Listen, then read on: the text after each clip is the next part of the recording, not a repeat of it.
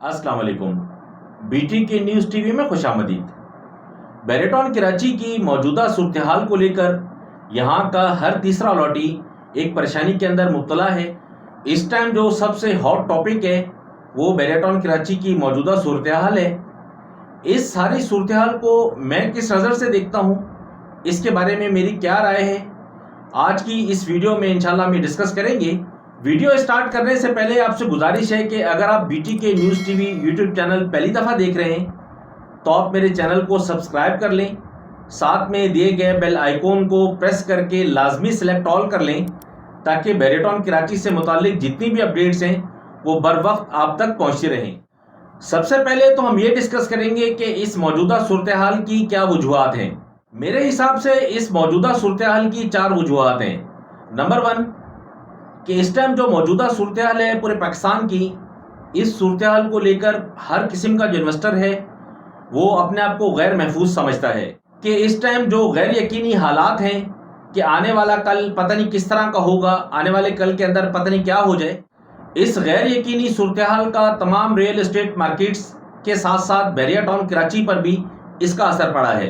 Number 2, clients और investors के पास option 2 आ जाना, चॉइस आ जानी कि आपके पास रियल एस्टेट मार्केट के अंदर और जो चॉइसेस हैं लोगों ने उनकी तरफ भी देखना शुरू किया है। ख़ास तौर पर डीएचए सिटी, जब से मलिर एक्सप्रेस वे पर डेवलपमेंट का काम स्टार्ट हुआ है, यहाँ पर जिस तेज़ी से डेवलपमेंट हो रही है मलिर एक्सप्रेस वे की, उसके बाद से डीएचए सिटी ने भी पिकअप पकड़ा। अगरचे डीएचए सिटी की ट्रेन ने कोई इतनी स्पीड नहीं पकड़ी जैसे उससे तवक्का की जा रही थी, लेकिन उसकी वजह से बैरेटॉन कराची की मार्केट पर भी असर पड़ा है। क्लाइंट्स के पास चॉइस आ गई, आपके पास ऑप्शन आ गया, तो उस ऑप्शन की वजह से इन्वेस्टर हजरात जो हैं वो देखते हैं चलती हुई मार्केट को कि मार्केट का रुख किस तरफ है, कि इस टाइम जो किस जगह पर इन्वेस्ट करते हैं तो वहाँ से हमें प्रॉफिट मिलता है। तो जब इन्वेस्टर्स ने बैरिया से निकलकर डीएचए सिटी का रुख किया तो बैरिया की मार्केट बैठ गई और डीएचए सिटी की मार्केट चलना शुरू हो गई। इस वजह से भी बैरेटॉन कराची की मार्केट पर फर्क पड़ा है।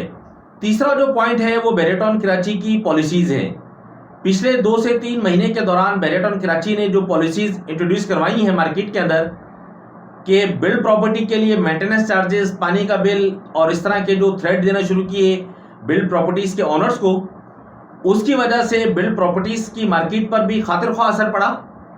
और साथ साथ जो है नॉन पेड प्लॉट्स के जो अलॉटीज़ थे उनको नोटिस भी देना शुरू कर दिए कि आप अपने प्लॉट की पोजीशन लें, अगर आप पोजीशन नहीं लेते तो आपका प्लॉट कैंसिल कर दिया जाएगा, अगर कैंसिल नहीं भी होता तो फिर जो है वो कोई ना कोई पेनल्टी आपके ऊपर लगाई जाएगी।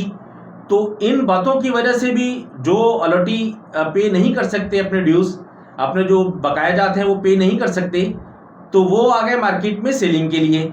जब वो सेलिंग के लिए आए तो मार्केट पर एकदम जो प्रेशर पड़ा सेलिंग का, सेलिंग प्रेशर पड़ने की वजह से भी इस टाइम जो सूरत हाल है ये मार्केट बर्दाश्त कर रही है।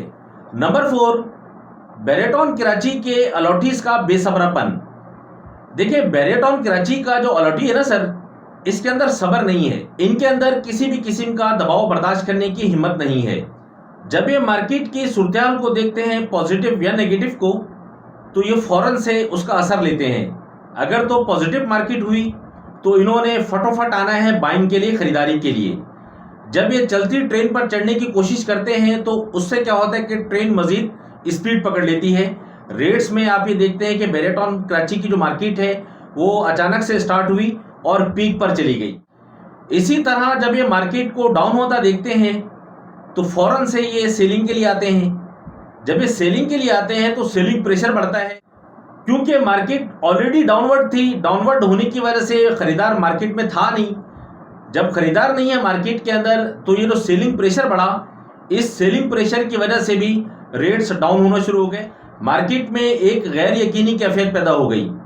ये जो बेसब्रापन है ना सर, इस बेसब्रेपन की वजह से ज़्यादा जो मार्केट को गिराने के अंदर और मार्केट को उठाने के अंदर बैरेटॉन कराची के अलॉटीज़ और इन्वेस्टर्स का ये जो बेसब्रापन है ये भी बहुत बड़ा फैक्टर है, एक बहुत बड़ा हाथ है इसका कि मार्केट को किस तरफ ये लेके जाता है। अब हम डिस्कस करते हैं कि इस सारे सिनेरियो को लेकर, इस सारी सूरत हाल को लेकर हमें क्या करना चाहिए। सबसे पहली बात तो ये है कि आपने इस सारे मामले को लेकर घबराना बिल्कुल भी नहीं है। अगर हम मुल्की हालात को देखते हैं तो ये जो मुल्की हालात हैं, ये चूहे बिल्ली वाला खेल पाकिस्तान के अंदर चलता रहना है कि जो जीतने वाली पार्टी है वो अपना जश्न मनाती रहती है और जो हारने वाली पार्टी है वो 5 साल तक रो धो कर अपना काम चलाती है। बहरिया के हालात को अगर देखें तो मेरा आप लोगों को मशवरा यही है कि आप सिर्फ बैठकर इन हालात को देखें। ये माइनस प्लस चलता रहता है मार्केट के अंदर, कभी मार्केट बहुत ज़्यादा बेहतर होती है, कभी मार्केट डाउन होती है। ये मामला चलते रहने हैं मार्केट में। अगर आपको किसी भी तरह की कोई इमरजेंसी नहीं है, कोई नीड नहीं है पैसों की, या ऐसा कोई मामला आपके साथ नहीं है, तो आप, मेरा ख़्याल है कि अपनी प्रॉपर्टी जो सेलिंग पर आपने लगाई हुई है उसको आप सेलिंग पर ना लगाएं तो बेहतर है। आप इंतज़ार कर लें, मार्केट जैसे बेहतर होती है, बेहतर मार्केट में अगर आप एग्ज़िट होना चाहें तो आप हो जाएं। और ऐसे अलॉटीज़ के जिनके प्लॉट्स रेडी फॉर पोजीशन हैं, बहरिया टाउन कराची की तरफ से उनको नोटिस मिल चुका है और उन्होंने अभी तक अपने प्लॉट की पोजीशन पे नहीं की। मेरा ब्रदराना मशवरा आपको ये है कि अगर आप अपने प्लॉट के अंदर ड्यूज़ पे कर सकते हैं, पेमेंट आपके पास है, आप पेमेंट अरेंज करके ये मामला अगर क्लियर कर सकते हैं बहरिया वाले, तो आप लाजमी करें। किसी भी तरह के पैनिक या टेंशन के अंदर आकर अपने प्रॉपर्टी को आप औने पौने मत बेचें। इस तरह करने से सरासर आपको नुकसान है, क्योंकि इस टाइम मार्केट के अंदर विद अलॉटमेंट प्लॉट्स और नॉन पेड प्लॉट्स के दरमियान जो रेट्स का फ़र्क है, उससे हम अंदाज़ा लगा सकते हैं कि जो पोजीशन यूटिलिटी के जो चार्जेस हैं वो कम हैं और इन दोनों के दरमियान जो डिफरेंस है रेट्स का वो ज़्यादा है। अब हम देखते हैं इस वीडियो का वन लाइनर।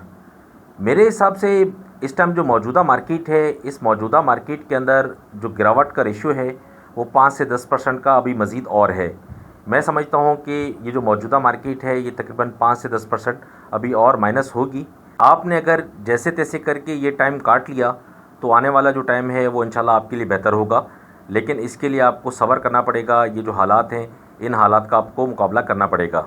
अगर कोई भी शख्स ये सोचता है कि मार्केट मज़ीद क्रैश होगी, मार्केट जैसे प्रीवियस हालात थे 2019-20 वाले, इस तरह के हालात में दोबारा से मार्केट ने आ जाना है, तो मेरे ख्याल है कि वो गलत फहमी का शिकार है। सर, वो टाइम चला गया कि जब खलील खान फाख्ता उड़ाया करते थे। तो इसलिए ये मौजूदा और जो आने वाला टाइम है, ये बहरिया टाउन कराची के अंदर इन्वेस्टमेंट करने का बेहतरीन टाइम है।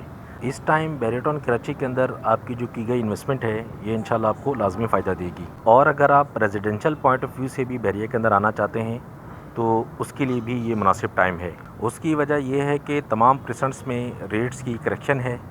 रेट्स में करेक्शन की वजह से आप मुनासिब पैसों के अंदर अच्छी जगह किसी भी परसेंट के अंदर आप ले सकते हैं। बिल्ड प्रॉपर्टीज़ के हिसाब से अगर हम देखें तो इस टाइम मौजूदा जो मार्केट है ये मेरा ख़्याल है कि बिल्ड प्रॉपर्टीज़ में इन्वेस्टमेंट करने का टाइम नहीं है। बिल्ड प्रॉपर्टीज़ पर एक डिटेल वीडियो मैंने अपने चैनल पर अपलोड की है कि जिसमें मैंने आपको बताया है कि मेंटेनेंस चार्जेस के बाद और पानी का बिल लग जाने के बाद बहरिया टाउन कराची की जो बिल्ड प्रॉपर्टीज़ की मार्केट है उसको मैं कैसा देखता हूँ। उस वीडियो को अगर आप देखना चाहेंगे तो डिस्क्रिप्शन में उसका लिंक मैं दे दूँगा, आप उसको वहाँ से देख सकेंगे। ये तो थी चंद एक बातें कि जो मौजूदा मार्केट की सूरत हाल को लेकर हमने की। इस वीडियो के हवाले से अगर आपकी कोई भी क्यूरी है तो आप वीडियो के कमेंट सेक्शन में कमेंट करके आप मुझसे पूछ सकते हैं। मैं कोशिश करूंगा कि जल्द से जल्द मैं आपको इसका जवाब दूं। बहरिया टाउन कराची में किसी भी तरह की अगर आप खरीदो फरोख्त करना चाहते हैं तो स्क्रीन पर मेरा नंबर मौजूद है, आप मुझे कॉल या व्हाट्सएप कर सकते हैं। नेक्स्ट वीडियो में इंशाल्लाह मैं आपको बताऊंगा कि बहरिया टाउन कराची के जो मौजूदा रेट्स हैं और प्रीवियस जो रेट्स थे मार्केट जब बेहतर थी, इन दोनों रेट्स के दरमियान क्या फ़र्क आया। अगर पॉजिटिव फ़र्क है तो कितना परसेंट है, अगर नेगेटिव फ़र्क है तो कितना परसेंट है। ये चार्ट की मदद से इंशाल्लाह मैं आपको समझाऊंगा। जब तक के लिए आप मुझे इजाज़त दें। फ़ी अमानिल्लाह, अल्लाह हाफ़िज़।